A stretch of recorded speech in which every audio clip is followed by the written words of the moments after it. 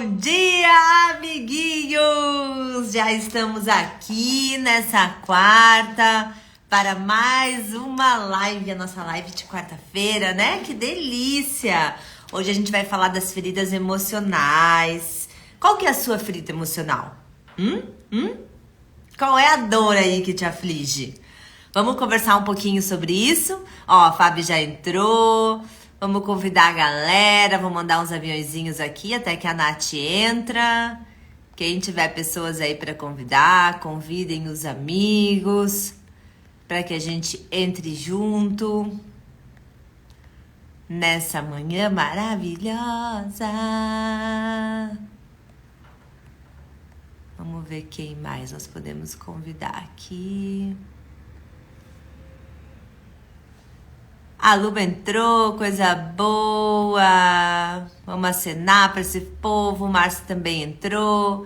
Gente, o assunto hoje, a gente vai falar um pouquinho. Ó, Nath entrou. Nath entrou, deixa eu aceitar ela. Tito, só um pouquinho. Bem-vinda, Sônia. Aí. Oi, bom dia. Bom dia, amiguinha. Como você tá? Boa, e você nesse quarto? Ó, eu com as luvas da Luana, depois que eu ganhei, Eu nunca mais tava vendo, tirei. tava aí de luva já de novo, mas hoje não tá tão frio, tá? Aí Pra mim tá. é pra não encarangar, né, amiga? Ai, pra mim tá. Gabizinha, Bom bom dia. dia, mulherada. Já vamos começar o assunto. A gente só tá dando aquele timezinho inicial. Ó, Jô, bom dia, Jô. Saudade de vocês. Espero que esteja todo mundo aí correndo barras, hein? Essa galerame aí que fez curso de barras esse mês. Tô só na A galera, esperança. hein? Ai, ai, ai. E aí, minha amiga, vamos começar falando das feridas emocionais hoje? Bora. Olha só, gente, eu e a Nath botamos na caixinha de pergunta o que vocês queriam, né? Lá, saber hoje. E então a gente vai dar uma resumida nas feridas emocionais, vai falar um pouquinho delas, recapitulando alguns pontos importantes, tá? Vamos trazer também um fatos aí, coisas diferentes que a gente não falou lá no grupo de estudos. E então, é em cima desse livro aqui, ó. Nós estamos estudando ele toda sexta-feira de manhã. Acredito que quem está aqui com nós já está acompanhando, né? E está gostando, porque estão mandando muito feedback para nós desse grupo de estudos. Eu estou adorando também fazer parte dele. E aí, galera, contem aqui para nós, qual é a sua ferida emocional? Qual é a emoção que mais te complica aí na sua vida? Qual é a dor que volta e meia você está repetindo ela, seja de forma inconsciente ou consciente, né? Porque às vezes a gente sabe, mesmo assim a gente faz o negócio, né? O Tatá tá mandando um oi para vocês. Oi, Tatá, queridão. Diga, minha amiga, fale aí, o que você quer falar para... Ó, a Gabi colocou traição e abandono. Ó. Essa semana nós vamos aí para essa ferida da traição, né? Nós vamos fazer a leitura na sexta-feira. A gente ainda não leu ela, mas a gente vai. Estamos chegando nela. Amiga, tu sabe que ontem eu tava dando uma olhada na nossa aula de sexta passada e eu achei interessante uma pergunta que tu deixou no ar no começo. Daqui a pouco algumas pessoas não perceberam a pergunta que a Fer deixou, mas daqui a pouco a gente pode trazer aqui à tona também para a gente perceber a profundidade dela quando a gente fala sobre as nossas feridas emocionais. Que eu troquei algumas palavras, mas meio parecido, tá? O que é que eu admiro e que eu ainda não percebi ou ainda não desenvolvi em mim, que foi o que tu começou ali, né, falando da humilhação. Tu falou assim: eu não sei se essa é a pior, porque essa eu não me identifiquei, mas ela foi profunda, não sei se não vou ter que olhar para ela daqui a pouco na minha vida". E a gente começa a perceber que às vezes a gente não percebe aquilo da nossa vida, o quão profundo ela é, para nós identificarmos alguns aspectos e trazer à tona para a gente como se fosse organizar a nossa vida, né? Perceber onde eu inconscientemente, como a Fer trouxe, né? Às vezes no trabalho, ou às vezes no relacionamento, ou às vezes numa amizade, mas em outro momento eu tô bem, eu não respondo daquela forma para aquela ferida. Mas em certas ocasiões eu acabo me comportando ou tendo essas atitudes perante aquela emoção ou aquela situação. Então aqui é a gente se perceber o quanto a gente olha para aquilo e o quanto a gente precisa trabalhar naquilo para ressignificar algumas coisas na nossa vida. Sabe outra coisa que também está me chamando a atenção lá no grupo de estudos é a questão de como a gente identifica feridas emocionais. Isso aconteceu já com umas 4 ou 5 pessoas que me mandaram no privado lá do grupo. Como a gente, estudando as feridas, a gente vai se identificando. E claro que parece que a gente tem um pouquinho de cada uma, né? Mas é mais importante a gente se aprofundar naquela que a gente desenvolve mais a personalidade, mais o estereótipo da ferida. Mas o que me chama a atenção é que as pessoas mandam bastante o quê? Lendo, né, e estudando com nós as feridas, eles começam a reconhecer nos seus familiares e nos seus filhos os comportamentos da ferida emocional. Só que muitas vezes, qual é a pegadinha ali? Porque no livro ela traz para nós, né? Por exemplo, a rejeição ela é mais comum acontecer com o do mesmo sexo, né? Do mesmo sexo, isso aí. Já o abandono normalmente acontece com o genitor do sexo oposto. Então, tipo, rejeição, se você for menina, provavelmente tem alguma coisa que foi acionada pela sua mãe. Abandono, por exemplo, se você for menina, provavelmente alguma coisa que foi acionada pelo seu pai. Pode ser um pelo outro, mas normalmente é assim. E quando a gente é, por exemplo, pai e mãe, né? A gente percebe o que ali com o pessoal? Uma vontade de tipo, não, não é comigo, é com o outro isso. Ou seja, a gente não quer também ser a pessoa que é a causadora da ferida em outras pessoas. Só que o que a gente tem que perceber? Tudo que a gente não cura na gente, que a gente não olha, que a gente não reconhece, a gente não tem como parar de replicar aquilo. Porque senão vai ficar onde? Lá no subconsciente, sendo um padrão de comportamento automático, onde você fica replicando para ele. Então, dói assumir às vezes que a gente tem uma ferida emocional e que a gente acaba fazendo com as pessoas exatamente o que a gente não espera que fazer, mas a gente acaba inconscientemente fazendo. É muito mais fácil você assumir, reconhecer e começar a lidar com esse padrão do que ficar na negação, né? Porque quando tu fica na negação, mais ainda essa dor vai se perpetuar por gerações. Ela fala várias vezes no livro, né, que a gente escolhe os pais que vão trazer para nós as dores e as feridas que a gente escolhe vivenciar, né? Que a gente precisa passar durante essa existência. Então, se você, por exemplo, escolheu estar numa família onde você vai desenvolver mais a rejeição, onde você vai desenvolver mais o abandono, onde você vai desenvolver mais a humilhação, a traição, não é para olhar para isso como um sentido de, ai, vou botar o dedo na ferida, vou ficar com raiva. Bem pelo contrário, é perceber que aquela foi uma escolha sua, aquela família. Então, eles têm aquele padrão de ferida já exatamente para poder replicar em você e você continuar replicando. Até que um escolha cortar esse ciclo. Até que um escolha olhar para essa ferida emocional e dizer, não escolho mais do mesmo. Escolho fazer diferente, escolho entender a minha dor, escolho entender o que me machuca para que eu possa ter escolhas diferentes a partir do que eu reconheço que está no meu universo, né? Quando tu reconhece o que está no teu campo, tu tem escolhas diferentes. E aí a rejeição, por exemplo, né? Ela traz ali para nós falando que são aquelas pessoas que preferem o quê? Se afastar, repelir as situações, pôr de lado, largar, né? Excluir.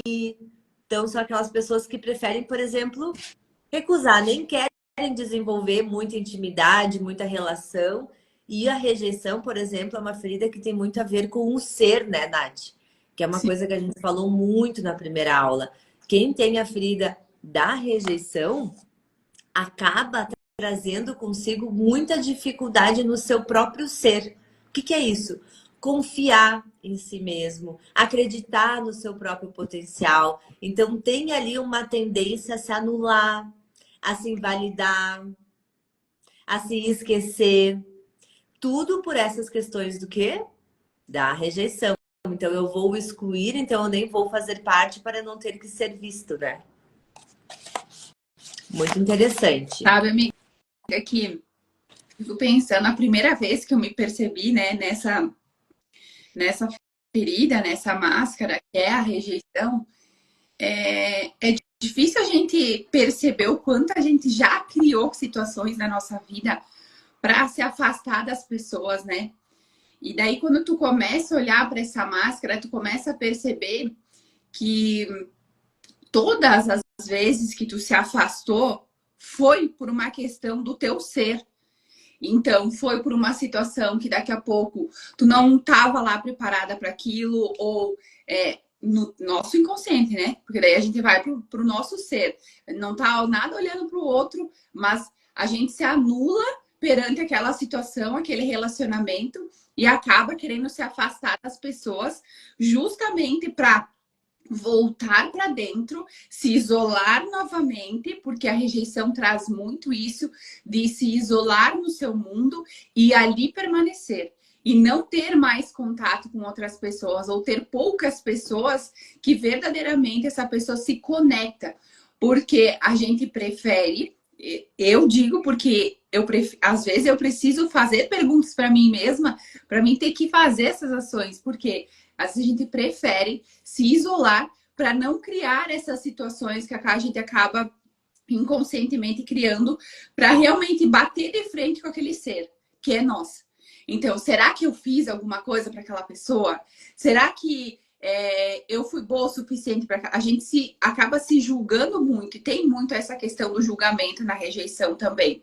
Porque o tempo inteiro a gente não está confiando em nós, e a gente está se anulando perante a nossa vida para tentar se enquadrar nesses quadradinhos do mundo. E a gente percebe que é melhor a gente nem se conectar com as pessoas e ficar sozinha, porque é ali onde a gente se sente confortável. Olha que interessante aqui no livro da rejeição, só para a gente complementar aí, vocês anotarem, né? Ela traz aqui para nós algumas características bem importantes sobre o caráter do rejeitado, né? Da pessoa que tem essa ferida. Ela traz aqui, então, o que ela chama de escapista, né? Essa é a máscara dele, porque o rejeitado é aquele que vai escapar, vai fugir das situações. Então, por isso que a máscara dele é de escapista. Aí, olha o que ela traz, que profundo, gente. O caráter do rejeitado. Não acredita no seu direito de existir. Olha que forte isso. Julga-se sem valor. Procura a solidão. Sente-se apagado. Tem uma grande capacidade de se tornar invisível, de não ser visto. Por isso que ele é tão miúdo, né? E pequeno, né? Descobre diferentes meios de fugir das situações. Devaneia com facilidade. Tá aí a Nath, que tem uma mente bem pensante, né, Nath? Devaneia com facilidade. Julga-se incompreendido pelo outro. E tem dificuldade de deixar viver a sua criança interior. Ou seja, o rejeitado tem muito problema com a espontaneidade, com a alegria, com a curiosidade, que são questões que são inerentes da nossa criança, né? São questões que estão nela e nós, como adultos, temos ela porque a gente tem a nossa criança ali dentro ainda, né? E as feridas estão relacionadas com essa criança interior. Então, percebe como no caráter a gente vai moldando um escapista literalmente, né? A pessoa vai realmente fugindo de tudo.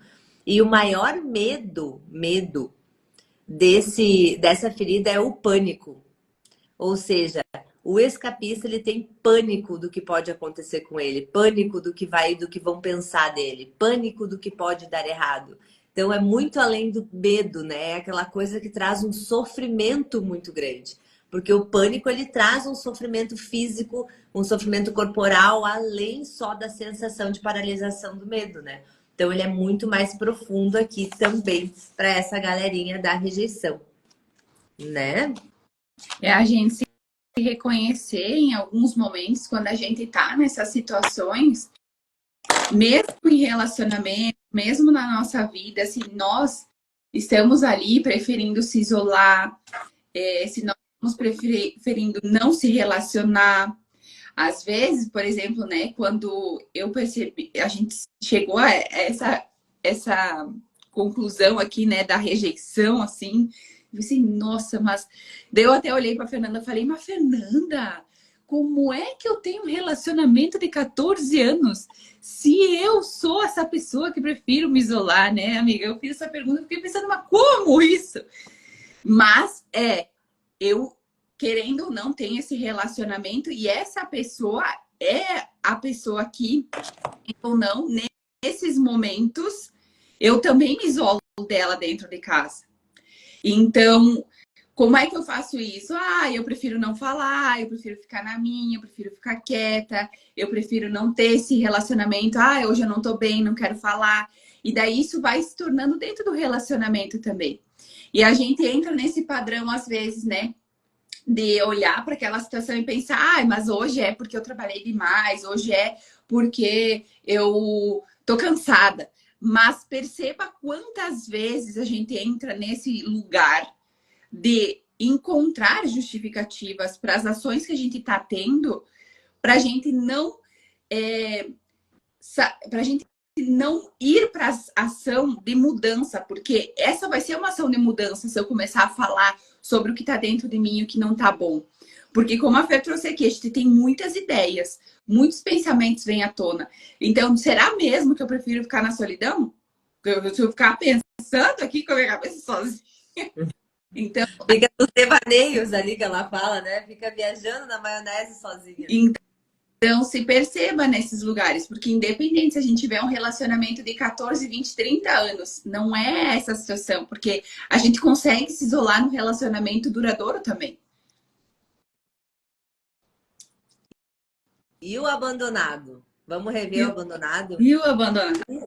O abandonado. O abandonado, ele usa a máscara do dependente. Só por essa máscara você já imagina como é o comportamento dessa pessoa, né? E eu acho muito engraçado porque quando a gente lê sobre o caráter, né, de cada ferida, a gente não quer assumir que a gente tem algumas coisinhas da ferida, né? Por exemplo, quer ver? Quem tem um abandono aí, ó, vai odiar essa parte aqui. Sabiam que o abandonado, né, o que tem a máscara do dependente, é o que usa mais o vitimismo? É o que mais sabe utilizar essa frequência. Então, ser vítima das coisas para o quê? Chamar a atenção para si, para poder ajudar os outros e continuar ali naquela frequência de que ninguém me enxerga, ninguém me ampara, ó Deus, ó céus, né? Ó vida. Então, ó vida. Então, o abandonado, eu tenho essa, tá? Trabalhei essa muito em mim no passado, hoje já tá super tranquilona, mas foi uma que eu tive que mergulhar profundamente nela. Algumas coisas para a gente destacar no abandono é a dependência emocional, tá? Quem vive essa ferida, quem vive a situação do dependente, acaba precisando, por exemplo, de auxílio para tomada de decisão simples, para fazer escolhas. É aquela pessoa que tem dificuldade para escolher, precisa sempre estar perguntando a opinião dos outros, precisa estar sempre indo atrás de alguém para dizer qual é o melhor caminho para ele. Outra coisa que é muito importante, a ferida do abandono traz para a pessoa dependente uma necessidade de sempre ter apoio. Então é aquela pessoa que precisa. Um exemplo clássico, quer ver? Tá em um relacionamento, sai de um, já emenda em outro, tá em um, já emenda em outro. Se não está vivendo um relacionamento, tá com a vida cheia de pessoas, de situações, de enredos. Então é aquela vida sempre cheia de muitas pessoas para poder o quê? Suprir a sua carência emocional. Suprir a sua falta de quê? De alimento afetivo. Não é alimento aqui, é alimento afetivo. É suprir a falta da afetividade que não recebeu, que considera dentro de si que não recebeu, né? Outra coisa é... cadê? Tinha aqui uma... o abandonado não sabe lidar bem com não e com críticas. Então, quando você ouve um não ou quando você ouve uma crítica, você vai ter uma tendência muito grande a querer rejeitar aquilo ou a querer achar uma justificativa de por que a pessoa está fazendo aquilo. Então, tem uma resistência, tipo, não, não, mas não por quê? O que está acontecendo? Tem alguma coisa por trás? Então, tá sempre naquele questionamento, né? E naquela posição de tentar entender o que está por trás ali. Outra coisa também é a questão do toque, né? O abandonado tá sempre precisando tocar as pessoas, sempre precisando fisicamente das pessoas ali com ela. Não basta saber que eu tenho, eu preciso ter pertinho, eu preciso ter tocando, eu preciso ter uma intimidade muito grande. Então, isso também é um ponto aí do abandono que eu acho legal ressaltar aqui para vocês. O maior medo do abandonado, sabe qual é? A solidão. Olha só, ficar Enquanto o só. outro prefere a solidão, o outro Tu viu? Enquanto o rejeitado prefere ficar sozinho, o abandonado quer a vida cheia de gente. Meu Deus do céu, me coloca em pessoas, né? conhece a Fernanda e convive com ela, percebe isso, né? Ela tem uma. E ela chega no lugar, tem 30 pessoas, ela vai sair do lugar, as 30 pessoas sabem quem é a Fernanda. Até ontem nós estávamos falando sobre os retiros de dança, né, Nath? E a Nath falou assim, tá, mas quem que é a fulana? Eu falei, é as amigas novas que eu fiz lá no último retiro. E ela, mas meu Deus do céu, tu sempre faz, né? Sim, porque o abandonado, uma das habilidades que a gente desenvolve é essa. É a comunicação, é entender o outro, é conseguir criar conexão, porque quanto mais eu tiver, menos só eu me sinto, né? Então é uma habilidade que o abandonado acaba desenvolvendo aí. Sabe que por um lado é muito bom, porque. Como? É para não dar tempo. Tipo, se um amiguinho não tá aqui, o outro tá aqui. O outro tá aqui. Se o outro tem o outro aqui. É bem isso aí. Por um lado, hoje, por isso que eu digo, né? Por isso que eu falei no início da live, que a gente tem que agradecer, né, a família que a gente nasceu para nos gerar essas feridas, porque no final até as feridas são contribuição, né? Se não fosse o abandono ter inserido no meu ser, talvez eu não teria desenvolvido com tanta facilidade essa parte da comunicação, de criar relacionamentos, de conseguir estar com pessoas diferentes de todos os nichos. Porque quem me conhece intimamente sabe, eu tenho amigos de 8 a 80. Né? Eu tenho amigos de todas as classes sociais, de todos os tipos de personagens, da idade, de todos os estilos, e eu consigo navegar entre todos, assim. Por quê? Porque é uma habilidade que eu acabei desenvolvendo pela ferida do abandono. Então, como a gente tem que ser grata até por essas feridas, perceba só. Perceba só. Perceba só. Mas essa questão, assim, de nós analisarmos tudo isso, né, amiga? Eu acho que é mais fácil, realmente, quando a gente, que nem tu trouxe aqui no começo, né? Às vezes, a gente olha para os familiares nossos dentro de casa e a gente começa a perceber isso. Nossa, mas essa pessoa tem sempre um amigo, tá sempre falando com alguém, ou ela prefere se isolar, tá sempre trancado no quarto, não fala mais com ninguém e prefere ficar lá sozinho. E a gente consegue com uma facilidade assim olhar para o outro, mas quando a gente precisa olhar para nós, a gente fica com vários receios assim, e a gente encontra justificativas, como por exemplo, é difícil a pessoa admitir que ela é vítima, né? Olhar para aquilo e dizer, nossa, mas eu me coloco como vítima naquela situação. Ai, nossa, olha o vitimismo vindo à tona. É difícil a gente olhar para uma questão que nem essa e perceber. Agora, quando está acontecendo com a outra pessoa, é fácil olhar e dizer, nossa, olha, está se fazendo de vítima aqui. Então, reconheçam também esses espaços de que quando a gente está olhando para o outro, é essa pergunta que eu trouxe aqui no começo. O que eu admiro e que eu ainda não percebi ou ainda não desenvolvi em mim. Então, perceba, eu tô reconhecendo isso aí na pessoa, tá? Será que eu não tenho esse momento também? Ou será que isso tá tão impregnado que eu não tô conseguindo reconhecer em mim quando eu faço ou acontece alguma coisa? Porque a partir do momento em que eu reconhecer, eu vou desenvolver em mim, não no modo, eu vou ser mais vítima. Não, eu vou reconhecer e entrar nessa questão de quando acontecer alguma coisa, eu vou perceber quando eu entrar nessa questão da vítima. Então, vai ser mais fácil quando a gente reconhecer dentro de nós, para nós tomarmos mais consciência no nosso dia a dia. E olha que interessante, quando eu e o Felipe a gente começou a namorar, né? No início a gente não fala essas coisas no início do namoro, né? Mas depois de um tempo ele começou a dizer pra mim: Nossa, mas tu é dramática, né? Nossa, mas A Fer... tu é. Até com sapato ela consegue fazer drama. Até porque? Um sapato. Ah! Verdade! Aí o Felipe veio assim pra mim e ele falava: Mas tu é dramática, né? E eu me lembro que eu dizia, mas no início, assim, aquilo me magoava, sabe? Me feria, assim, ele falar que eu era dramática.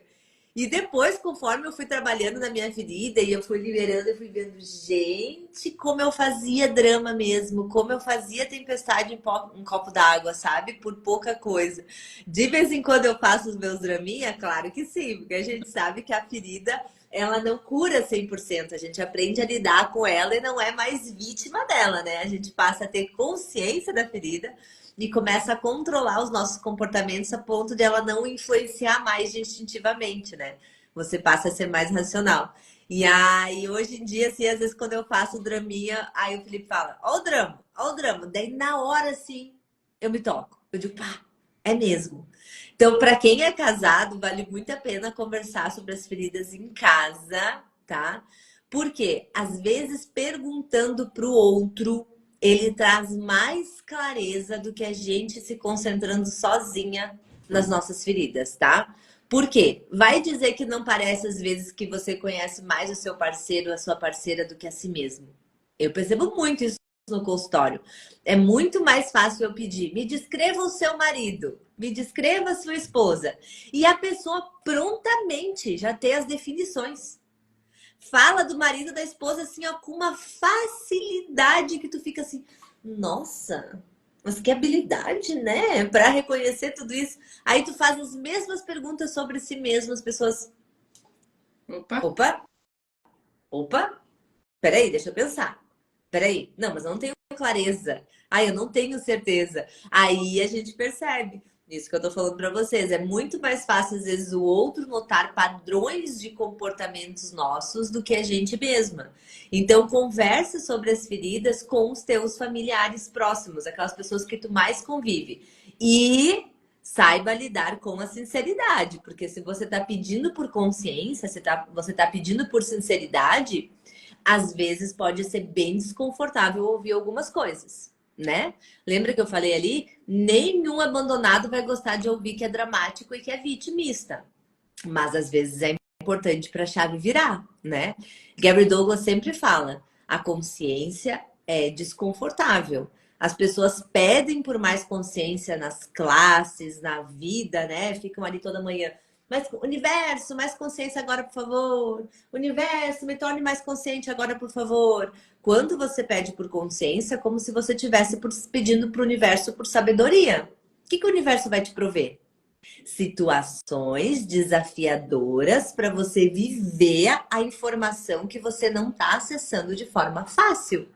Então, a consciência, quando você pede por sabedoria e por consciência, é algo bem desafiador. Vai ser desconfortável. Pode te trazer situações onde você não vai ficar na sua merda quentinha, na sua zona de conforto, onde você vai ter que desligar o piloto automático, pegar as rédeas da sua vida e viver, né? Não sei se a Gabi tá aqui na live, mas teve uma sessão que eu falei isso pra ela, né? Que ela tava dele pedir por sabedoria, e pedia por sabedoria, e pedia por sabedoria. E cada vez a vida dela embolava mais, cada vez a vida dela embolava mais, porque ela pedindo e o universo dando, ela pedindo e o universo dando, ela pedindo e o universo dando. Só que daí o que ela fazia? Ela lidava com as situações do mesmo jeito que ela tinha lidado no passado. Ou seja, ela estava desenvolvendo a sabedoria? Não. O universo estava provendo situações para ela se tornar uma pessoa sábia, mas ela estava no piloto automático, né? Ou seja, vou fazer assim. Meu jeito de funcionar é assim. Eu sou assim. Essa mania de se definir, né? Eu sou assim. E aí, depois, o que acontece? A vida acaba ficando bem tumultuada. Ó, ela colocou aqui na live, verdade. Eu só Agora, quero... agora não vai mais pedir consciência. Agora ela não pede mais consciência, agora ela pede assim, eu quero conhecimento. O conhecimento, depois eu vejo o que eu torno sabedoria na minha vida. Conhecimento é diferente de sabedoria, tá, pessoal? Se você... Conhecimento é como se você estivesse pedindo por mais informações, tá? É como se você estivesse pedindo por mais conceitos. Nem toda pessoa que tem muito conhecimento é sábia, tá? Porque conhecimento você pode ter, o que eu sempre falo para vocês, obesidade intelectual, ou seja, eu leio livros, eu tenho um vocabulário super bem desenvolvido, eu assisto documentários, eu converso sobre as coisas, mas na hora da prática, eu sou uma pessoa que não tenho um discurso coerente com as minhas atitudes. Ou seja, a minha vida não funciona conforme os livros que eu leio. Se você tem essa distorção entre o que você fala e como você se comporta, automaticamente, o que você vai ter? Se você fala uma coisa e você faz outra, apenas conhecimento. Ou seja, você tem apenas conhecimento intelectual, mas você não tem o desenvolver da sabedoria. O desenvolver da sabedoria é o que eu tô aprendendo aqui hoje nessa live, uma frase que seja que as gurias falaram aqui hoje. Eu vou levar para minha vida e vou começar a aplicar. De repente, a frase de perguntar mais para as pessoas como elas me veem e com amorosidade eu acolher essa informação sem ir para a luta. Não, mas eu não sou assim. Eu vou te provar que eu não sou assim. Não. Acolher com amorosidade o que o outro percebe em você, para que você possa, com o desenvolver do tempo, reconhecer o que é verdadeiro e o que não é e poder ajustar alguma conduta que você escolhe. Isso é a sabedoria.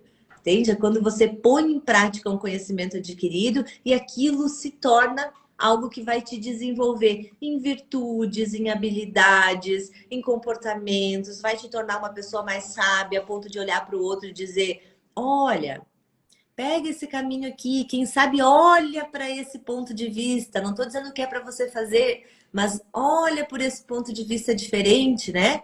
Quando a gente se torna mais sábios, o que a gente se torna? Maduro. A gente tem adultos tendo comportamentos de adultos. E aí a gente passa de ter aquele bando de adulto com comportamento infantilizado ou replicando o padrão, né, familiar ou padrão do inconsciente coletivo. Pessoa sábia pensa sobre as coisas, racionaliza, se pergunta o que é verdadeiro para mim, sente o que faz sentido para si e escolhe a sua verdade sem prejudicar o coletivo. Percebe a diferença de um conhecimento, de uma sabedoria? Quero que vocês botem aqui quem se considera mais sábio e quem se considera com mais conhecimento do que sabedoria nesse momento. Vamos lá, vulnerabilidade, tem que colocar aí. Eu tenho conhecimento em muitas coisas e não tenho sabedoria nessas coisas. E já em outras coisas eu tenho já sabedoria a ponto de conseguir ensinar, de conseguir mostrar o caminho, de conseguir ser contribuição aí. Então, eu digo assim, eu sou meia-meia. Sou meia-meia. É experienciando, né, amiga? Ter a maturidade e experienciar, se permitir estar nesses lugares também, porque tudo é uma questão de estado também. A gente precisa estar ali para experienciar, mas não é estar ali para usar só do conhecimento, né? É justamente se desenvolver em cada área para que a gente consiga usar a sabedoria e, de alguma forma, conseguir fazer com que a nossa vida seja um pouco mais leve em algumas situações. Talvez algumas não vão ser tanto no começo, mas ser mais leve, ser mais você na sua vida é, assim, extraordinário. Ó, quer ver? Vou dar uma dica aqui para vocês entenderem. Não vou explicar a fundo, porque isso a gente vai aprender lá no grupo de estudos, tá? Mais pra frente, mas só vou dar um spoiler aqui. Vamos supor que você se reconhece, tá? Me reconheci na ferida da rejeição. Beleza. Já entendi que eu sou aquela pessoa que tem a máscara do escapista. Então, eu prefiro me isolar, eu prefiro me afastar para não viver situações onde eu precise ser rejeitado pelo outro, né? Então, eu tenho isso. Como que a gente sabe, tá? Como que a gente sabe que a gente está desenvolvendo a sabedoria nessa ferida. Olha que interessante. Quando você começa a estudar sobre ela, entender como ela funciona, reconhecer quais pontos da ferida você tem um padrão comportamental, então um padrão de fazer alguma ação quando ela aciona. Então, reconheci e identifiquei meus padrões. Terceiro ponto, vamos dizer assim, né? Que o primeiro é estudar, depois é fazer a tua listinha de reconhecer teus seus comportamentos. Qual é a terceira etapa? A terceira etapa é quando você começa a se questionar. Então, você está vivendo uma situação, automaticamente vem uma emoção, um pensamento, uma sensação de fazer algo que você já sabe na sua listinha, que é seu padrão comportamental. O que você vai parar e vai fazer? Vai se perguntar, verdade, isso é a ferida da rejeição? Ou tem alguma outra coisa por trás? Então, quando você se questiona, quando você conversa consigo mesmo, perguntando se aquilo é a ferida da rejeição, você vai ter uma resposta dentro de si. Vai ficar leve, vai expandir, vai vir um sim, você vai ter uma facilidade maior de perceber o que é verdadeiro para você ou não. Talvez a resposta não vai vir na primeira vez que você pergunte, mas conforme você vai perguntando ali uma, duas, três vezes, ficando em silêncio, você vai reconhecer alguma coisa. A partir do momento que você reconhecer o que é a ferida, o que você vai fazer? Você vai se perguntar, como eu posso ser diferente aqui? Né? Qual é o comportamento diferente que eu posso ter aqui? E aí você vai começar a ter pequenos comportamentos diferentes, né? Quando eu conheci a Nath, né? Que a Nath tem a da rejeição, depois a Nath fala de mim do abandonado. A gente é assim, a gente se cutuca. Quando eu conheci a Nath, que ela tinha a ferida da rejeição, eu dizia pra ela, sai da caverna. Vamos sair com nós. Vamos fazer as coisas junto. Sai aí desse buraco que tu tá enfiada. E aí eu comecei a chamar ela para fazer as coisas. Eu disse, vamos fazer os movimentos, vem pro mundo, o mundo tá te esperando. E ela ia, assim, meio desconfortável. Às vezes eu via que ela ia só para agradar, sabe? Tipo, nem tava muito afim de ir. Era um esforço, tu sentia assim que era um esforço para ela ir, mas ela ia, né? Pelo menos estava tentando fazer diferente. Como é que você sabe que a pessoa da rejeição, ó, tá se curando? Quando a pessoa começa, gente, a ocupar o seu lugar.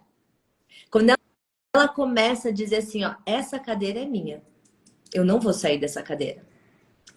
Você quer sentar? Então, peraí que eu providencio um banquinho para você. Você senta aqui do meu lado.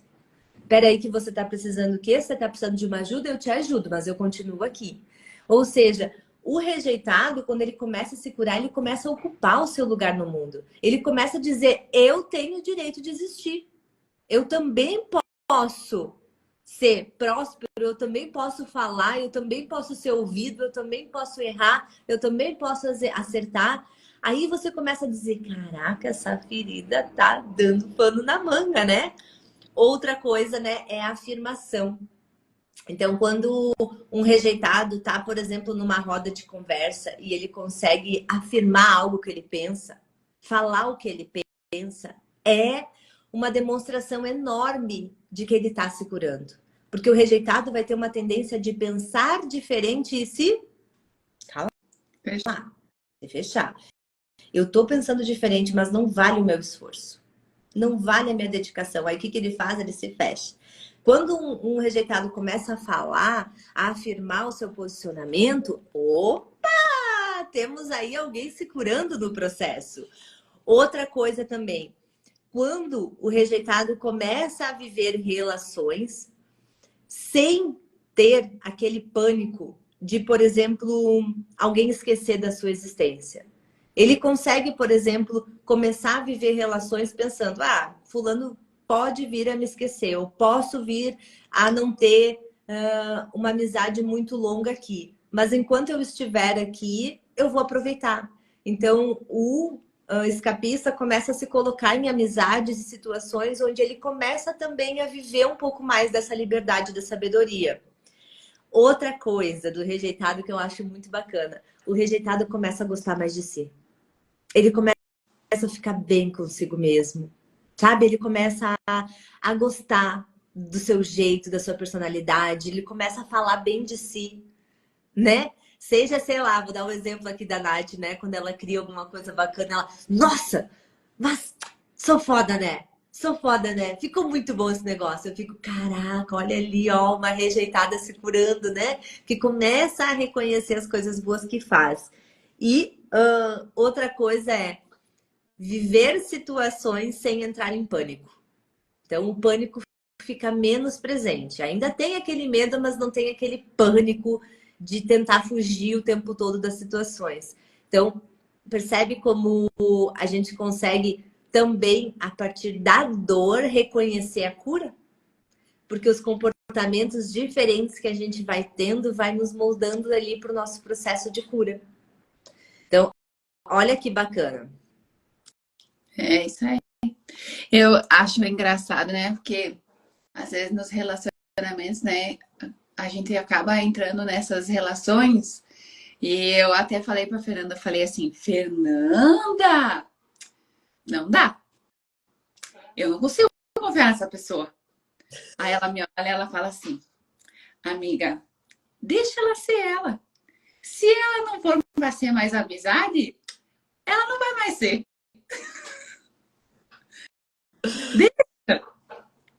A Gabi que tá aí já sabe, né? Deixa ela. Vai acontecer, não dá uma situação aí já acontece. Então, e a gente acaba entrando nesse espaço realmente de ter menos pânico, né? De tipo assim, tá tudo bem, escolha da pessoa, tá tudo certo. Segue a vida. Segue a vida. Deixa eu Ó, falar disso aqui.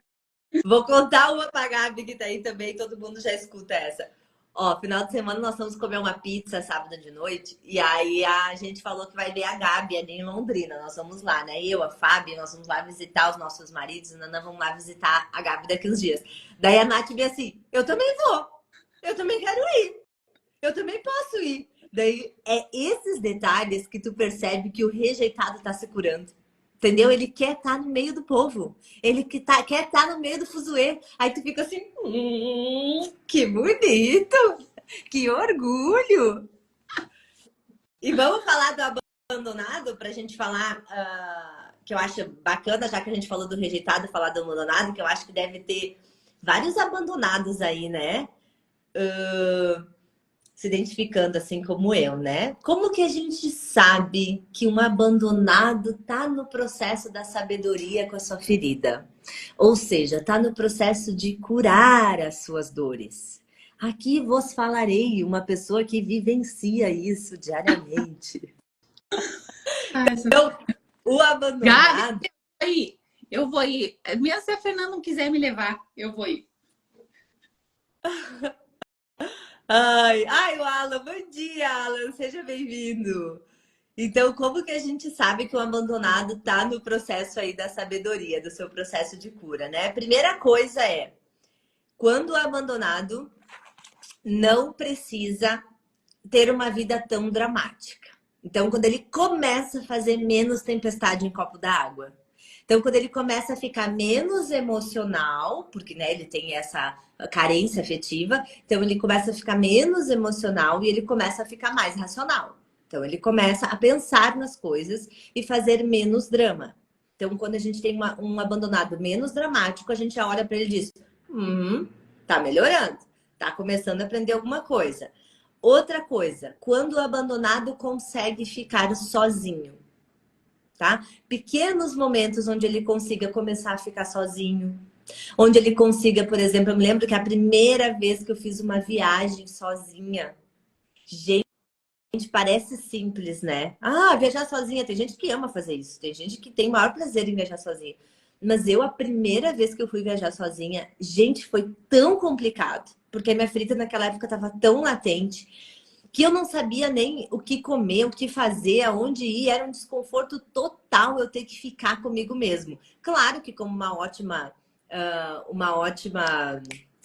Ai, me esqueci o nome da ferida, Nath. Me esqueci o nome do abandono. Ah, como um ótimo... esqueci o nome. Como uma ótima dependente, eu já fiz amizade rapidinho para não ter que ficar sozinha o resto da viagem, né? E depois, quando eu comecei a fazer essa parte terapêutica e comecei a fazer cursos e ir para cursos onde eu ia sozinha, porque eu não tinha parceiras para ir comigo, eu não tinha família para ir comigo, eu tinha que fazer os cursos. Aí eu ia para São Paulo, eu ia para Rio, eu ia para cá, ia para lá sozinha. e às vezes ficava uma semana fora. Era muito desconfortável. Por várias vezes, quando eu ia comprar o curso, eu pensava assim, ó, ah, mas eu não vou ir. Como é que eu vou sozinha? Ah, mas ficar uma semana lá. E aí, fazer o movimento de ir já é um indício de que o abandonado está no processo ali da sabedoria, né? O dependente está no processo de conviver consigo mesmo e aprender. E não tem coisa melhor para o dependente do que ele ir para momento sozinho. Que daí, como ele está sozinho, não tem ninguém para pedir apoio, ele acaba aprendendo mais sobre o que ele gosta, o que ele não gosta, o que ele faz sentido para ele, porque o dependente quer tanto agradar os outros que acaba esquecendo das suas próprias necessidades, né? Então a gente. Em 10 minutos tu já vai ter 3 amigas. Como? Em 10 minutos tu já vai ter 3 amigas. Eu sim, eu rapidinho já tô saindo para almoçar. A pessoa que tá sentada no avião, assim, ó, a pessoa que tá do lado, ela já sabe até o nome. Outra coisa que a gente percebe no dependente, tá? É que ele tem cada vez mais vontade de realizar projetos autorais. Tá? O dependente tem cada vez mais vontade de fazer os seus próprios projetos, de viver os seus próprios planos, mesmo que ninguém os apoie, tá? Mesmo que ninguém os apoie, ele consegue ir em frente. Ele consegue fazer as coisas, ele consegue dizer, não, é isso que eu estou escolhendo para minha vida, eu vou fazer. Ontem mesmo à noite, né, quando eu estava saindo aqui do serviço, eu estava falando com a Nath, né, para organizar as coisas para nossos próximos eventos.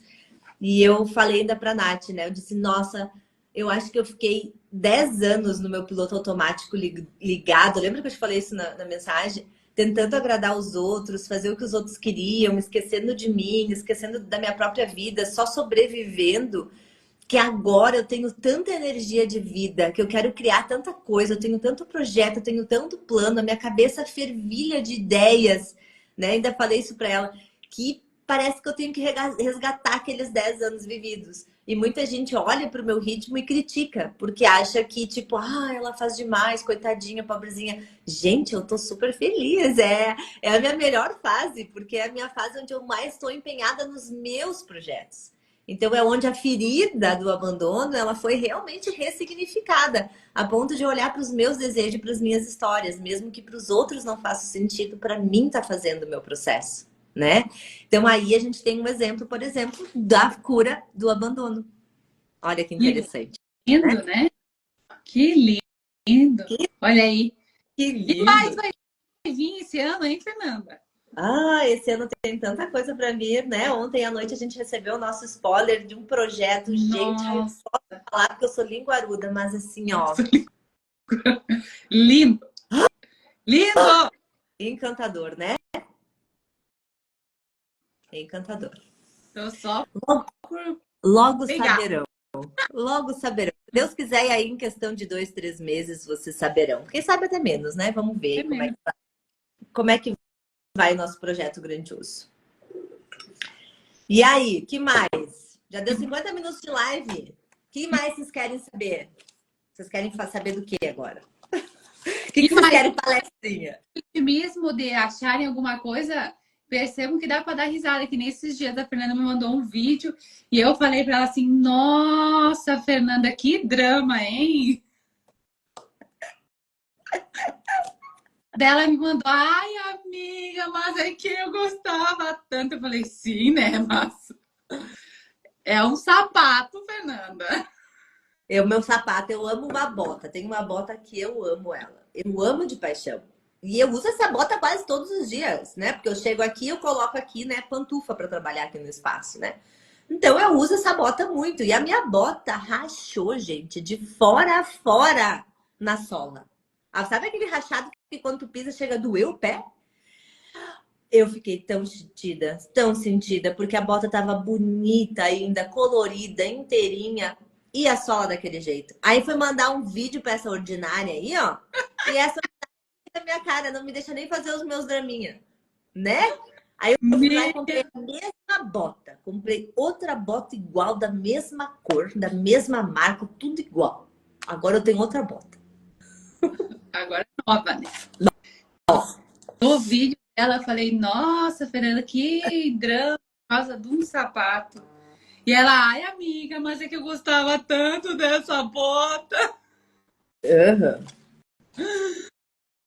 Então, acho que vamos encerrar essa live? O que você acha? Nem vamos falar das outras, né? Senão vai Não, acho que ficar hora. dá uma revisada. Agora que a gente vai terminar a traição, daqui a pouco, essa semana, a gente faz outra live com a humilhação e a traição. Pode ser. Daí a gente faz outra dessa. Vai ter mais coisas bacanas para falar. Humilhação tem bastante coisa bacana para falar. E a traição, fazer a leitura essa semana no grupo. Quem quiser entrar no grupo, manda eu quero, que a gente manda o link do nosso grupo aí para fazer parte na sexta-feira, às 8 horas da manhã. É gratuito. Quem não pode assistir é gravado. E cadê os convites? Eu quero convidar vocês. Esse final de semana, ó, 2 convites bacanas. Esse final de semana nós vamos ter uma vivência, tá? Vivência com a dança circular lá em Bento Gonçalves, no Espaço Anandjaya. É das 2 às 5. Nessa vivência de dança de circular, a gente vai ter práticas, técnicas de autoconhecimento associada a danças que conversam com essas práticas. Para vocês terem ideia, nesse final de semana a gente vai trabalhar criança interior, a gente vai trabalhar corpo e a gente vai trabalhar passado, presente e futuro. Tudo isso praticando dinâmicas e dançando músicas para trabalhar essas energias dentro do nosso ser. Então, quem sentiu o chamado, bora, tem vaga, é sabadão à tarde, coisa mais gostosa, os encontros são lindos, todo mundo sai bem nutrido, sai um feminino bem expansivo, assim. Então, venha com nós. Na segunda à noite, nós teremos 1 hora de prática de dança circular. Não é vivência, é prática, é só para dançar. Tá? Aqui em Caxias do Sul, no nosso espaço de dança ali no estúdio Bruna Macari. Então, quem quiser que for aqui de Caxias e quiser ir para dança, é só chamar também, tem vagas, tá? Bora participar com nós. Quais outros convites, Nath? O workshop. Workshop! Terça-feira que vem, gente, tem um workshop sobre ego. Ontem eu já preparei um pouco do material, hoje eu quero ver se eu termino de preparar esse material para vocês e a gente vai falar sobre ego. Será que ele é nosso amigo ou será que ele é nosso inimigo? Quem viu aqui no primeiro capítulo, né? Ela fala, por exemplo, sobre uma questão do ego muito importante, como às vezes ele também é bom, né? E a gente tem essa mania de olhar para o ego apenas como um inimigo. Então, a gente vai conversar sobre ego, vai trazer alguns conceitos, vai trazer algumas aplicabilidades na vida de vocês. Quem sentir de participar do workshop é terça-feira, dia 9, isso? Às 7 horas da noite. Ele tem duração em média de 2 horas. Às vezes dá um pouquinho mais. Mas em média 2 horas, tá? E ele fica gravado. Então, às vezes você tem aula ou não pode participar ao vivo, você pode comprar o produto e assistir ele depois no horário que você tiver aí à disposição. Ó, a Gabizinha já pediu para colocar ela. Vamos te pôr sim, pode deixar. E fala o outro convite. Mais um só, Jesus amado. Vai, o financeiro. Mais um? O financeiro. Ainda tem, né? Sim, temos ainda a vaga para o tratamento financeiro, que nós vamos começar no dia 15, na segunda-feira. Nosso tratamento financeiro, nós utilizamos 5 técnicas diferentes naquela semana ali do dia 15. 15, 6, 17, 18, 19. Cada dia a gente faz uma técnica energética e a gente manda no grupo, a gente acaba dividindo, né, quantas pessoas entrarem por grupos e a gente faz leituras a cada 10 pessoas. Então, a gente vai fazendo um tratamento aí para todos os grupos, né? Mês passado a gente teve 4 grupos e a gente faz os tratamentos, a gente manda vídeos e áudios lá no nosso grupo. Cada um assiste no horário que quiser, quando quiser, se quiser assistir ali de manhã, se quiser assistir de noite. A gente passa algumas atividades para serem feitas, para potencializar aí os seus resultados. E a gente tem ainda algumas vagas. Não são muitas, mas temos ainda. Para participar, então, chama aqui também, é R$ 160 no Pix e 180 no cartão. Quem quiser, chama, bora que a gente tá tendo aí várias pessoas compartilhando resultados aí extraordinários. Quem tá aí desde o começo tá potencializando ainda mais os seus resultados, né? Aí. Então é isso, meus amores. Um lindo restinho de semana, tá? Espero que essa live tenha contribuído um pouquinho mais aí para você entender o seu processo de cura, em que nível você tá com a humilhação e com a rejeição na sua vida, tá? Espero que tenha te contribuído também sobre pedir por consciência e pedir sobre conhecimento, que são diferentes, né? Então, espero que a gente tenha contribuído aí com você mais um pouquinho. E nos vemos nas redes sociais e até a próxima quarta-feira com outra live grandiosa. Beijo, beijo. Beijo a todo mundo, gratidão. Gratidão.